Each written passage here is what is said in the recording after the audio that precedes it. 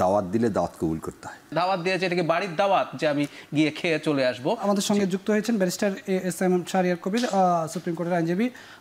আমরা কথা বলছিলাম, ফয়েজ ভাইও একটু বলছিলেন, জাহিদ ভাইও যেটা বলছিলেন যে আসলে এই যে আওয়ামী লীগের সঙ্গে মিলিয়ে ফেলা বিএনপির যে অবস্থান, এই অবস্থানকে জামাত কি আসলে বিএনপিকে এইভাবে আলোচনায় আহ্বান জানাতে পারে কিনা, এটাকে কিভাবে দেখেন? না, এক সেকেন্ড, আলোচনা জানাতে পারে, কিন্তু আমি বলছি এটা রিয়াকশন যেটা, এটা ছাড়া দিল না, কিন্তু আপনি যখন আওয়ামী লীগের সাথে মিলিয়ে ফেলছেন, এটা আওয়ামী লীগের মতো আচরণ, এটা না, এটা বলছি। জি, ধন্যবাদ আপনাকে। আপনার মাধ্যমে আপনার টিভির সমস্ত দর্শকদেরকে আসসালামু আলাইকুম এবং শুভেচ্ছা, এবং আজকে যারা এখানে উপস্থিত আছেন তাদেরকে সালাম এবং শুভেচ্ছা।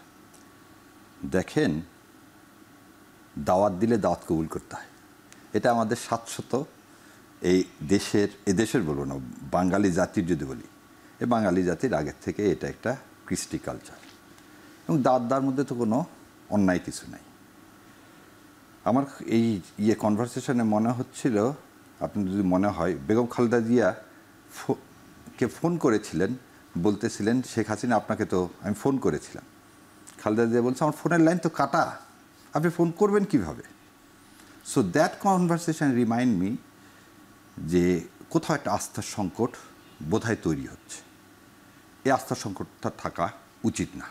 জাহিদ ভাই, আহ্বানটা তো বিএনপিও জানাতে পারতো, বিএনপি তো আহ্বান জানালো না। জামাতের আহ্বানে আপনি বলছিলেন, শাহরিয়ার ভাই বলছিল যে দাওয়াত কবুল করতে হয়, এটাই আসলে কৃষ্টি কালচার, কিন্তু দাওয়াত কবুলও করলো না, নিজেরাও দাওয়াত দিল না, এটা কেমন? পলিটিক্স টাফ জিনিস, কৃষ্টি কালচারের কথা বললে পলিটিক্স দেখলে খুব বোকামি হবে আর কি।